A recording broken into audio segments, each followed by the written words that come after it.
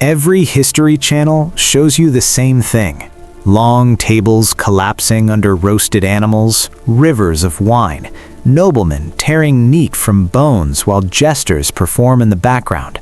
That is the medieval world you have been sold, and it is one of the most consequential distortions in the entire history of food storytelling. Here is the number that dismantles it entirely: 1%. That is the fraction of the medieval population that ever sat at one of those tables. Lords, kings, high clergy, and wealthy merchants in a good year. That is the complete list.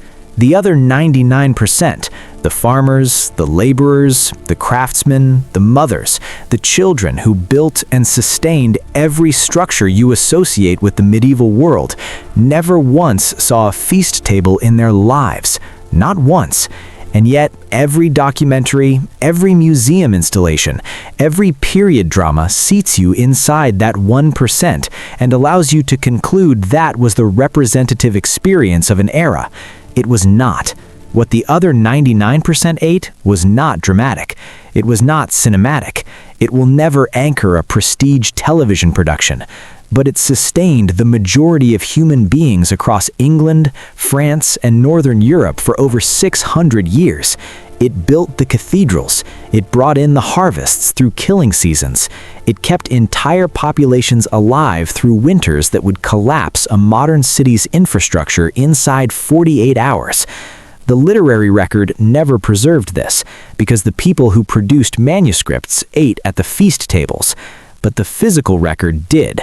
Grain residue recovered from medieval cooking vessels across excavation sites in England and northern France, combined with dental analysis of working-class skeletal remains showing consistent high-fiber, low-sugar dietary patterns, tells you exactly what medieval people actually ate when no one was writing it down. Science recovered what literature chose to ignore. This channel exists for one reason: to show you what people actually ate, why they ate it, and what that reveals about survival, power, and the food system operating around you right now. No romanticizing, no mythology, no fetishizing of poverty. The historical record, the nutritional science, and the direct line from a clay bowl in 1200 CE to the decisions you are making in your own kitchen today. The feast was a performance of power staged for a fraction of the population. What the 99% ate was the operational reality of the medieval world, and that reality had a name. It was called pottage. Pottage was never a recipe. Establish that before everything else. There was no parchment pinned to a kitchen wall, no measurements, no written method passed between generations. Pottage was a practice, a daily act of maintenance so completely embedded in medieval working life that it required no documentation. Every child learned it by standing beside the fire. Every adult sustained it by never allowing the pot to go cold. Here is what went into it: rye, barley, oats, dried peas, lentils, dried beans. Whatever root vegetables the season permitted: parsnips, turnips, onions, leeks. Whatever grew near the door: nettles, sorrel, sometimes mint or wild garlic when the ground allowed it. Water, heat, thyme. Those were the complete working ingredients across the majority of households in England and northern France from roughly 900 to 1500 CE. The ingredients did not vary by preference. They varied when the season changed them, and not before. Now here is the detail that changes how you understand this entirely. Pottage was not a meal you prepared, ate, and finished. It was a vessel you maintained.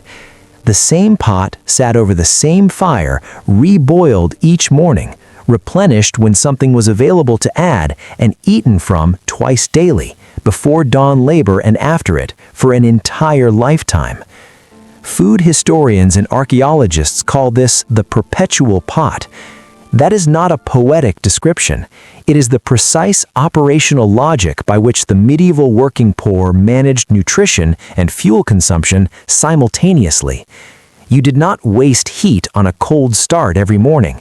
You sustained what you already had, and you ate from it until the season changed what you could put back in. Set that against your own kitchen.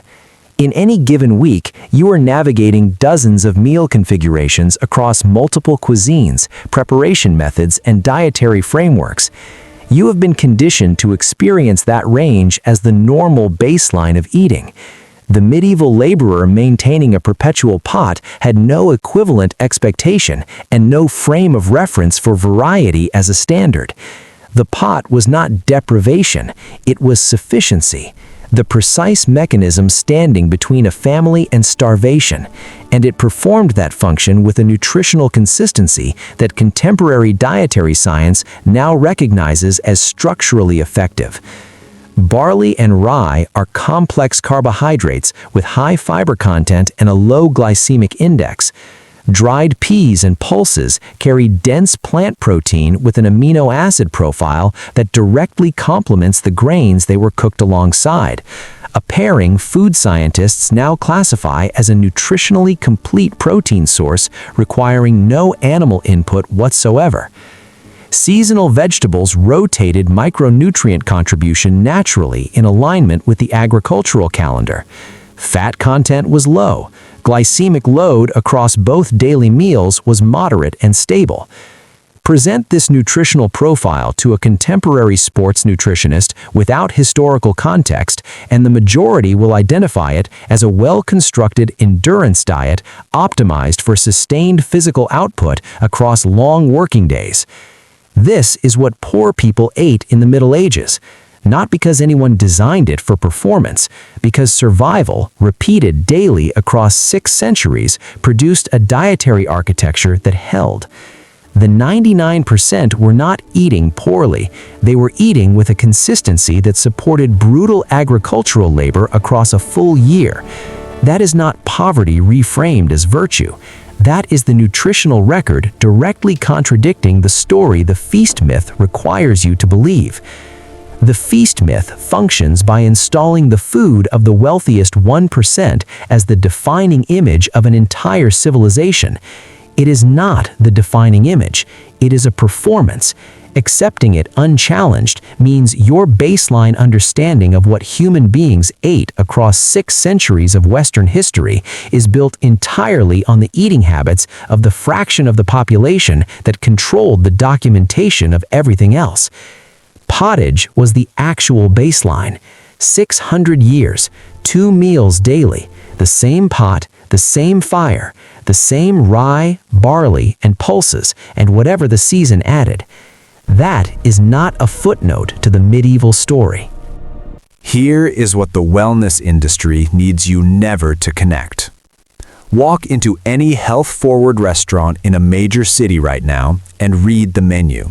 You will find a grain bowl, farro, barley, or frique as the base, roasted seasonal vegetables layered across the surface, legumes, lentils, chickpeas, black beans, distributed deliberately on top, a sauce applied in a way that signals craft and intention, between $14 and $22 depending on the neighborhood, described with words like ancient, nourishing, and plant-forward.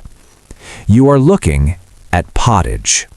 That is a medieval laborer's perpetual pot, drained, composed on a ceramic surface, photographed, and sold back to you at a price that would have represented a full working day's wages for the person whose survival it once was. The Buddha bowl is pottage. The slow cooker lentil stew your meal prep platform published this week is pottage. The high-fiber grain base your nutritionist identified as the structural foundation of a healthy weekly diet is pottage. Each of these formats carries the identical structural logic: complex carbohydrate base, plant protein source, seasonal vegetable component, slow preparation, that a laborer in 14th century England pulled from a clay vessel before beginning a 16-hour agricultural day. The architecture is unchanged. The price point and the branding are the only things that have been added.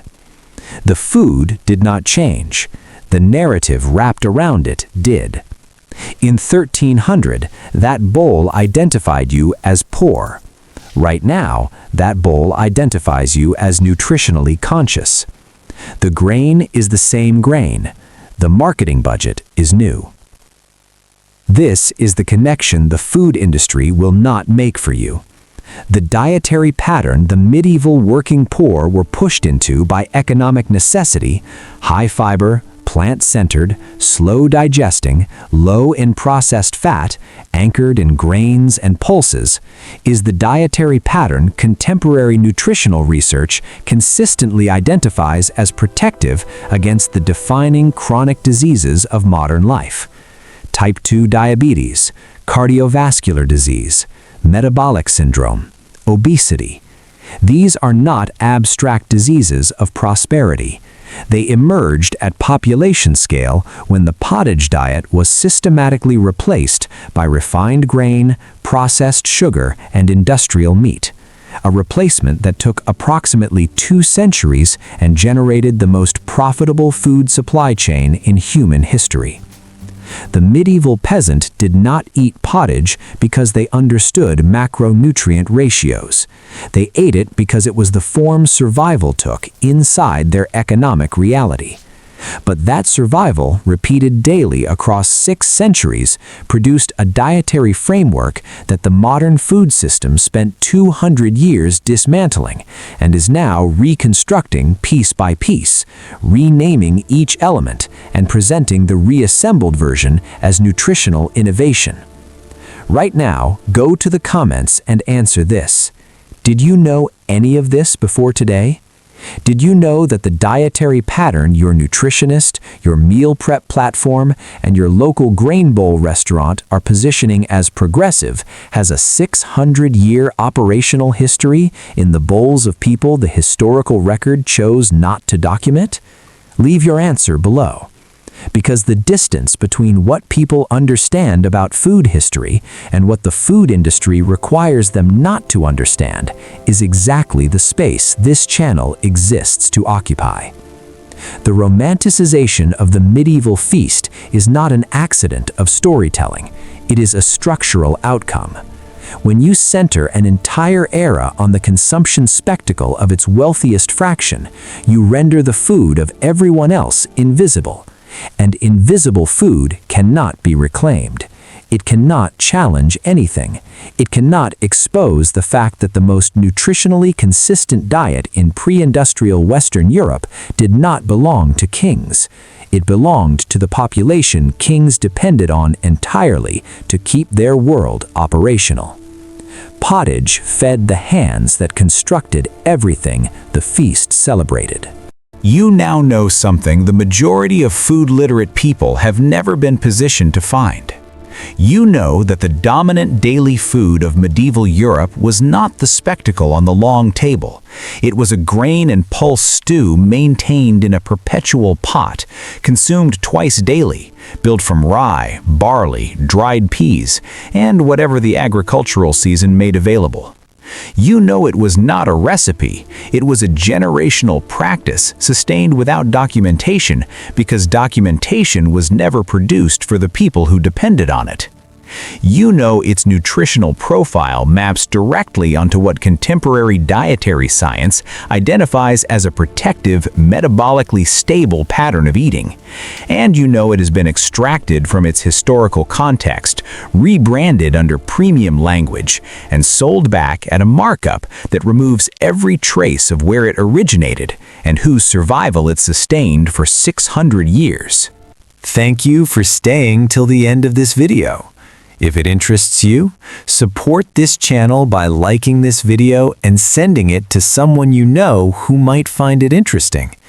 Tell me, which aspect of the medieval diet would you have me talk about in my next video? Drop your comments in the comments section, and I promise to read and attend to them all.